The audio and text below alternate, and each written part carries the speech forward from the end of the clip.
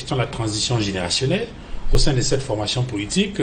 Edmond Anguia a évoqué la question du RDPC comme parti d'état-major, alors qu'on attend sur le terrain un parti de masse. Il a également parlé de ce parachutage au sein de cette formation politique qui provoque des frustrations au sein du RDPC. Il y a la question de délégation permanente avec ces confusions au sein du parti au point où on ne sait plus très bien qui du membre du bureau politique ou du délégué ou du chef de délégation permanente a, a la préséance sur l'autre. Bref, un certain nombre de choses qui traduisent de leur point de vue le dysfonctionnement de cette formation politique et qui, depuis 2011, n'a pas tenu de congrès et qui, depuis le 3 novembre 2016, je crois, ou 2017, n'a pas tenu une réunion du bureau politique avec un bureau politique, justement, où un nombre important de membres est soit en prison, soit décédé. Alors, Duval, on va d'abord revenir sur la thèse qui est soutenue par M. Edouard Fauchivet pour justifier les manquements, les limites, les lacunes fonctionnelles, organisationnelles et structurelles du RDPC. Le fait qu'il s'accroche sur le résultat, donc sur la finalité, c'est-à-dire que le RDPC est au pouvoir, s'éternise au pouvoir. Le RDPC revendique une certaine obésité dans toutes les institutions à vocation représentative, que le RDPC aujourd'hui revendique une implantation territoriale prouvée. Je crois que tenir la chose par ce bout, c'est légitimer ou d'une manière ou d'une autre la présence d'un bandit parmi les richissimes du quartier. Parce qu'on va dire, bon, quand on va classer les riches, les qui ont beaucoup travaillé pour être riches, on va aussi classer le bandit parce qu'il a la richesse. Et on voit. Oui, il a la richesse, il a les grosses voitures, mais des grosses voitures volées. Donc, il ne prend pas en compte le processus. Bon, il faut corriger votre langage. Donc, juste pour vous faire comprendre que il ne tient pas compte du process. Le processus, c'est ce qui est important. Parce que pour dire qu'on est fort, il faut qu'on utilise des moyens légaux, des moyens loyaux pour revendiquer une certaine victoire et jouir aisément de cette victoire. Avez-vous des victoires concrètes? Alors, si aujourd'hui, le Rassemblement démocratique du peuple camerounais fonde son implantation territoriale sur le recyclage du personnel administratif, fonde son implantation territoriale sur le clientélisme, fonde son implantation territoriale sur des relents tribalistes, fonde son implantation territoriale sur la brimade politique, la répression et l'usage abusif des moyens de l'État pour contraindre ou assujettir politiquement les masses. Je crois qu'à ce moment, on ne saurait se réjouir de la position qu'occupe aujourd'hui le RDPC dans les institutions et sur l'échiquier national.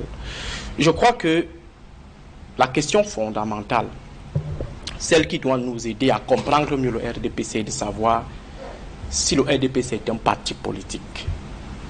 Est-ce que le RDPC est un parti politique? La question se pose. Voilà. La question se pose. Est-ce que le RDPC est un parti politique? Non, c'est un parti de... C'est une équipe de football.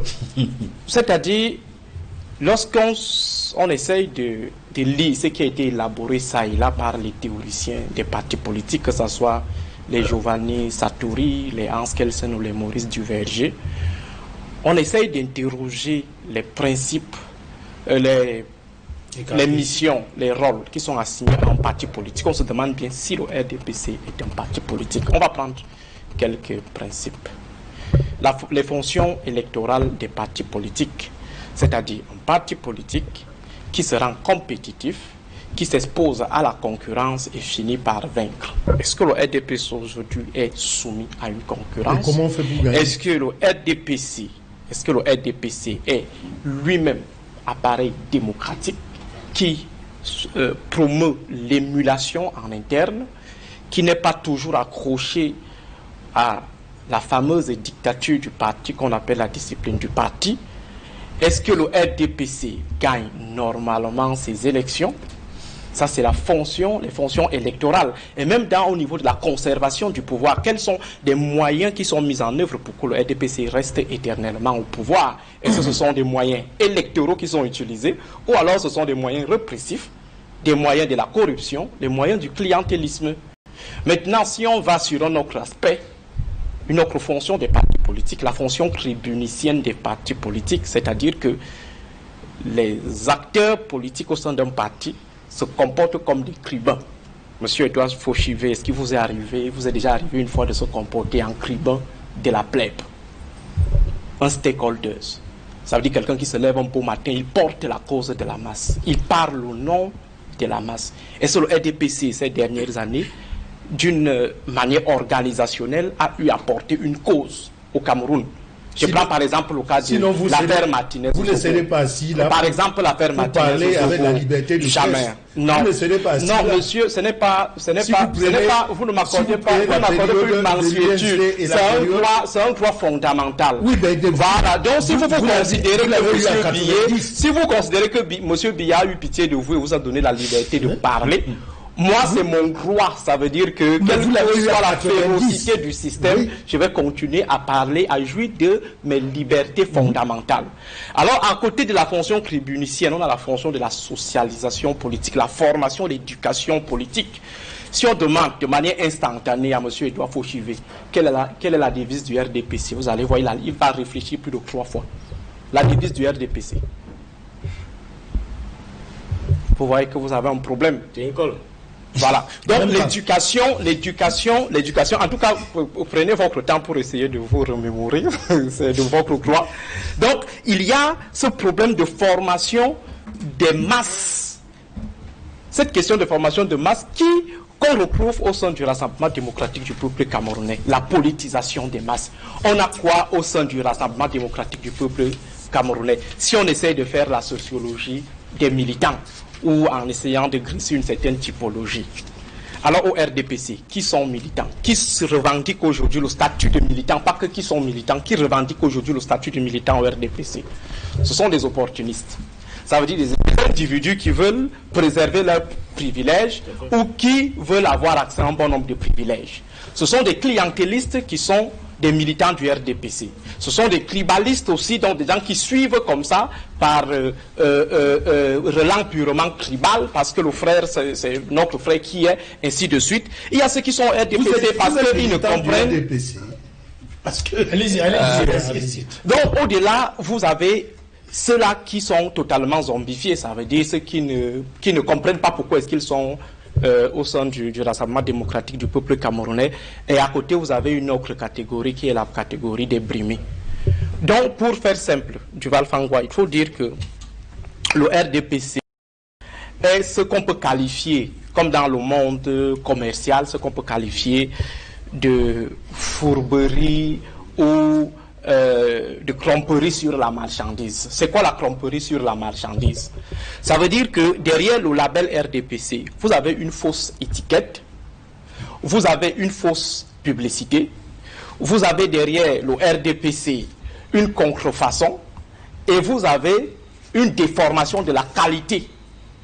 C'est ça la tromperie sur marchandise.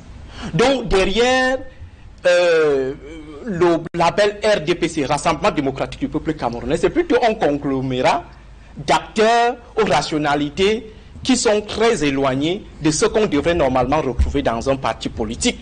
Et c'est pourquoi on est toujours tenté de rappeler ces deux statuts du RDPC, ces 3 statuts du RDPC. Parti État, parti d'État et parti de l'État. Parti État, ça veut dire un parti qui se confond avec l'État. Parti de l'État, ça veut dire un parti qui appartient à l'État. Un parti d'État, un parti que l'État a positionné comme seul parti. Donc au fond, je crois qu'aujourd'hui, pour analyser le fonctionnement, pour faire le bilan du RDPC, il faut d'abord partir de son fonctionnement. Après son fonctionnement, on peut donc expliquer un bon nombre de situations liées à son bilan, le bilan qui a été dressé tout à l'heure par les prédécesseurs. Je voudrais dire lorsqu'on est dans un cadre politique, pour ne pas être dans l'amphithéâtre ou les cours, lorsque vous prenez un exemple de parti, c'est qu'un parti politique doit être, vous faites une analyse comparée. Ne restez pas sur le RDPC, prenez le MRC, prenez l'UPC pour montrer la dimension. Nous parlons des 40 ans du RDPC. Attendez maintenant. Le jour où on aura l'opportunité de parler peut-être des 13 ans du MRC, là on aura la possibilité de revenir ou d'appliquer ces différents principes qui gouvernent le fonctionnement des partis politiques. Vous n'avez pas répondu.